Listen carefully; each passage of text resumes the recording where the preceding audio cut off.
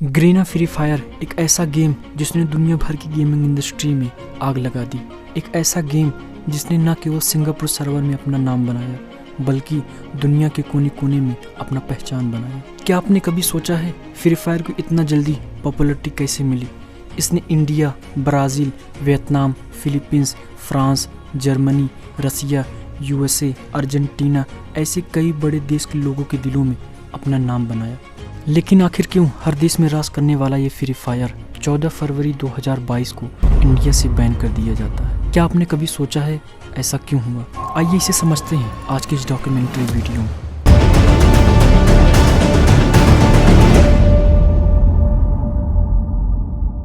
Free fire की शुरुआत Singapore based company Garena के द्वारा 23 अगस्त 2017 को लॉन्च किया जाता है। इस फ्री फायर गेम जो आज लोगों के दिलों और दिमाग में छा गया है, इसे वियतनाम की गेमिंग कंपनी 53 डॉट स्टूडियो के द्वारा डेवलप किया जाता है और फिर इसे सिंगापुर कंपनी गरीना ने 4 दिसंबर 2017 को ग्लोबल लेवल पर लॉन्च करता है। आइए पहले समझते हैं फ्री फायर को इतना जल्दी पॉपुलैरिटी कैसे मिली। फ्री फायर लो स्टोरेज, लो ग्राफिक्स होने के कारण लोग इसे ज़्यादा पसंद करने लगे क्योंकि इसे 2 GB फोन वाले भी बड़े आसानी से खेल सकते थे।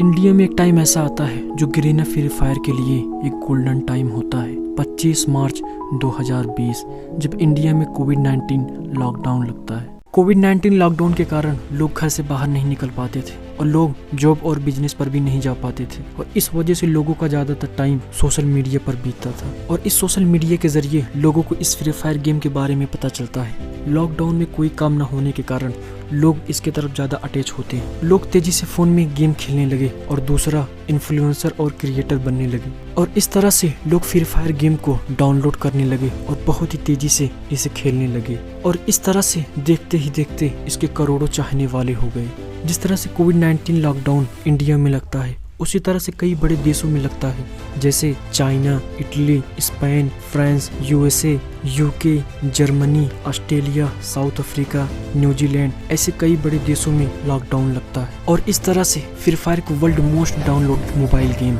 2019 एंड 2020 का अवार्ड मिलता है और इसी तरह से free fire most popular game बना। आइए जानते हैं फ्री फायर इंडिया से बैन क्यों हुआ था, इसके पीछे क्या राज थी। आइए जानते हैं आज की इस वीडियो में।